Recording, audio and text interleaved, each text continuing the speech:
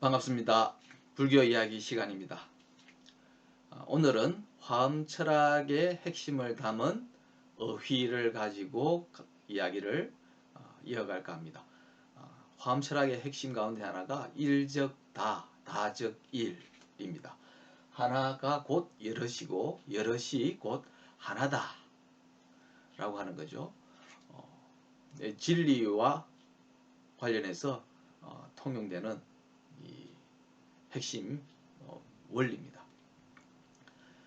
왜 하나면서 여럿이고 여럿이면서 하나인가에 대해서는 차차 여러 방식으로 이야기를 해 나가겠습니다만 오늘은 불교에 대해서 이야기를 하고자 합니다. 불교라고 하는 종교이면서 종교 아닌 그러한 사유체계 또는 신앙 체계가 갖고 있는 성격에 대해서 일적다, 다적일이라는 관점에서 이야기를 하겠습니다.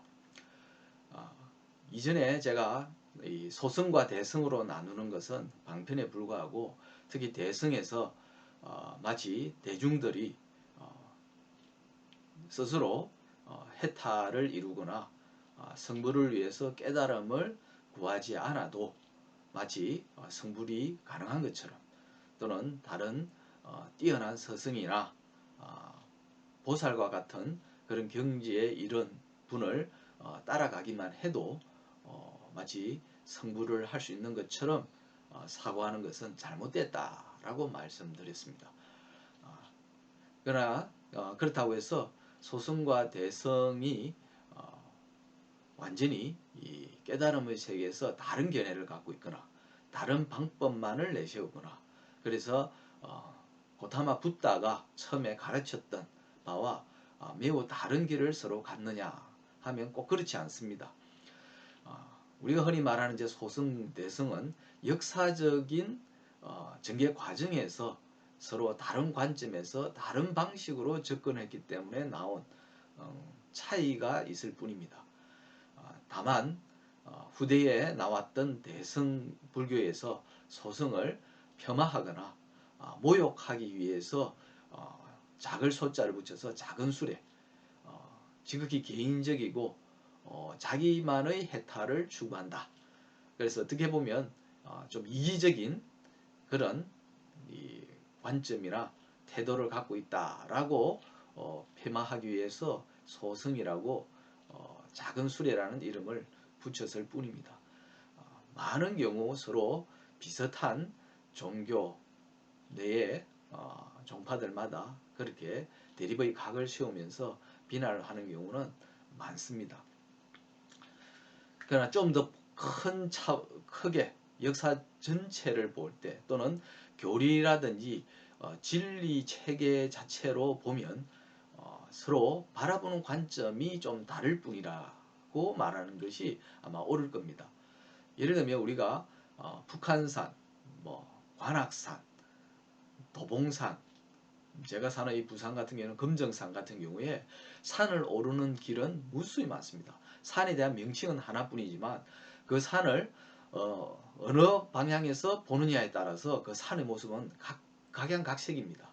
그리고 산을 오르는 길도 무수히 많습니다. 우리가 흔히 불교를 84,000 법문, 법의 문이 있다. 84,000개나 되는 법의 문이 있다. 이렇게 말을 합니다. 그는 그만큼 이 궁극의 경지로 들어가는 문이 또는 길이 무수히 다양하게 있다라는 것을 말합니다. 법문이라는 점에서는 하나죠. 그런데 그 법의 문이 사람들의 근기에 따라서 또는 공부한 방식에 따라서 상황이나 환경에 따라서 다가가는 방법이나 선택할 수 있는 길은 무수히 다양합니다. 그래서 여럿이 되는 거죠. 불교 자체도 그런 일적다, 다적일의 요소를 다분히 갖고 있습니다. 불교라고 하는 것이 역사적으로 2500여 년 전에 고타마 붓다에 의해서 고정되어 버린 그런 종교라든지 철학이 아닙니다. 살아있다는 거죠. 만약에 살아있다면 끊임없이 변화하기 마련입니다. 우리 사람이 태어나서 죽을 때까지 신체적으로 심리적으로 여러 변화를 겪듯이 특정한 사상이나 철학이나 종교도 그런 변화를 겪게 마련입니다.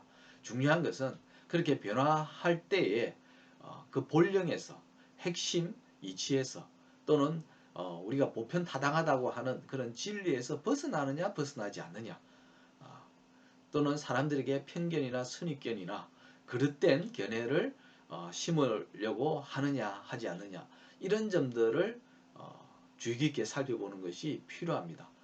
만약에 이치에 맞다면 어떤 이름을 갖고 있든 또는 어떤 방식으로 이루어져 있든 또는 어떤 외형을 취하고 있든 간에 그건 중요하지 않을 겁니다.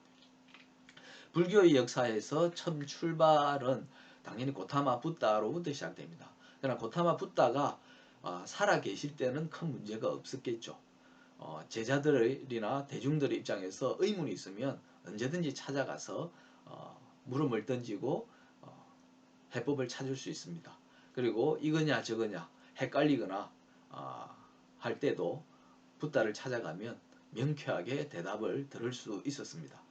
문제는 이제 붓다가 인멸한 뒤에 그 가르침을 어떻게 이해하고 이어갈 거냐 하는 거죠. 거기에다가 붓다가 인멸한 뒤에 세상이 변합니다.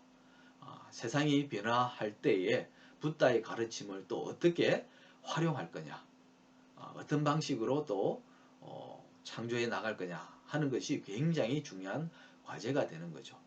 붓다가 인멸한 뒤에 아마도 다양한 제자들이 붓다의 가르침을 제각각 해석을 하면서 전했을 겁니다.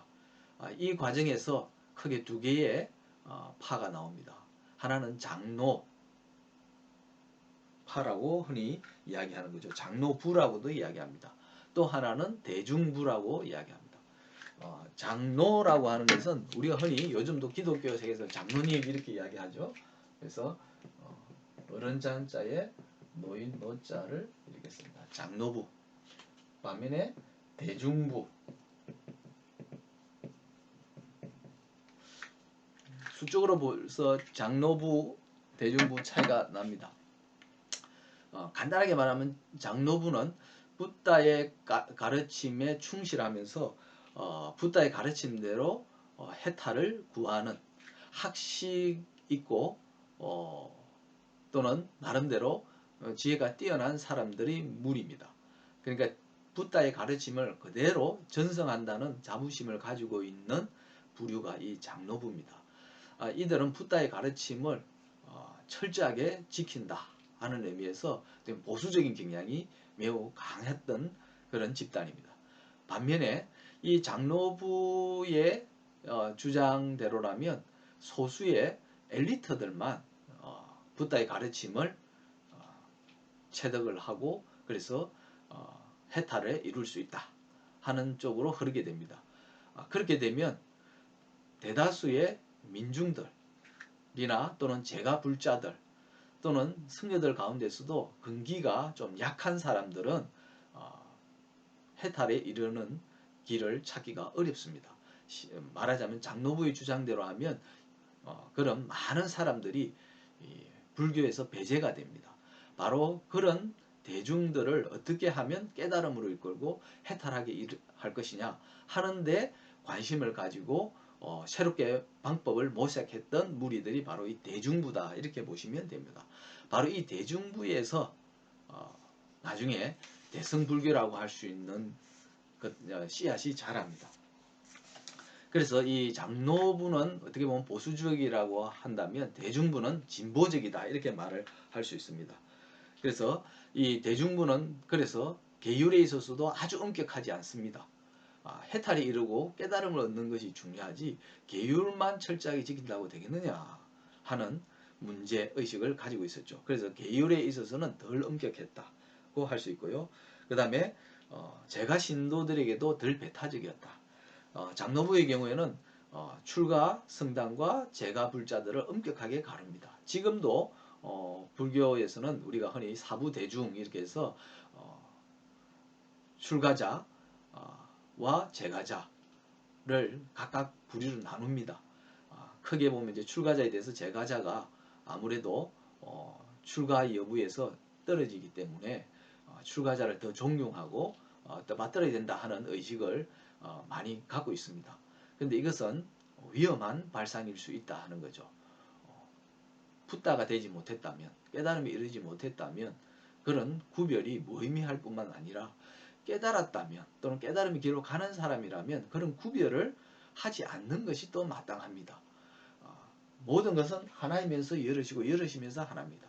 서로 각양각색 다르다는 점에서는 여럿이지만 그것이 차별을 의미하는 것은 아니거든요.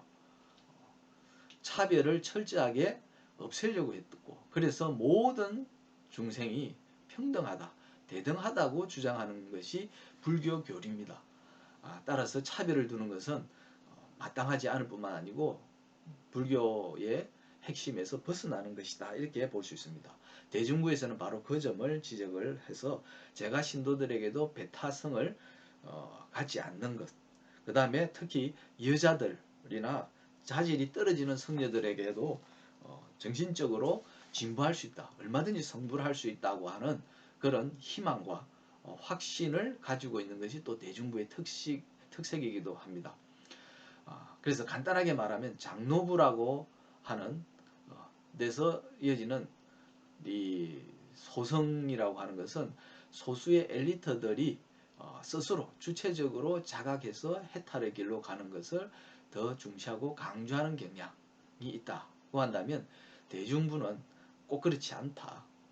누구에게나 불성이 있기 때문에 그 불성을 발현시킬 수 있는 방법을 다양하게 모색한다면 자질이 비록 떨어지더라도 또는 출가를 하지 못한 상태에서 생업에 종사하는 사람이라도 얼마든지 이 지혜를 터득하고 해탈할 수 있는 길이 있다라고 하는 거죠.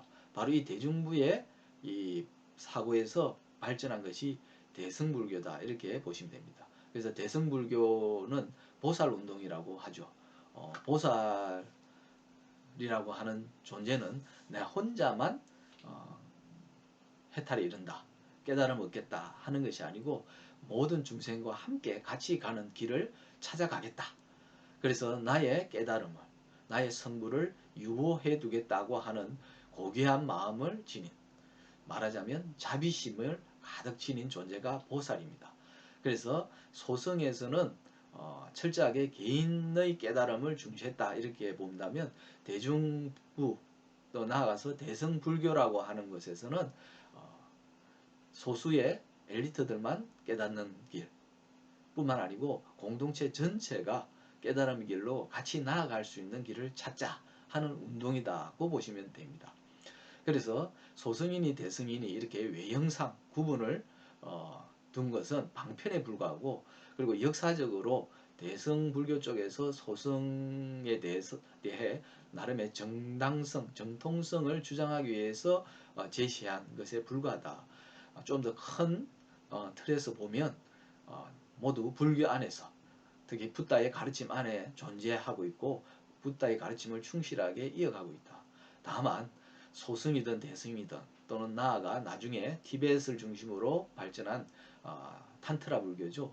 밀교의 경우에도 붓다의 가르침을 제대로 이어받은 부분도 있고 거기서 벗어난 또는 진리나 이치로부터 벗어난 그런 부분도 얼마든지 있습니다. 바로 그런 이치에 합당하냐 합당하지 않느냐를 기준으로 살펴보는 것이 적절하고 타당하다, 이렇게 말할 수 있습니다. 그러니 그 방편적으로 붙인 이름에 끄달리지 않는 것, 이것이 굉장히 중요합니다. 이름보다, 껍데기보다 그 내면의 알맹이, 그 진리가 어떠한 수준에 있으며 차원에 있느냐 하는 점을 살피도록 하는 것, 이것이 진정한 진리 공부다, 이렇게 말씀드릴 수 있습니다. 그런 의미에서 보면 소승인이 대승인이 밀교니 이름은 여럿이지만 궁극적으로는 하나다. 해탈과 반야지혜를 얻는 것, 그래서 성불하는 것에 있다, 이렇게 말씀드릴 수 있겠습니다. 오늘 강의는 여기까지 하겠습니다. 성불하십시오.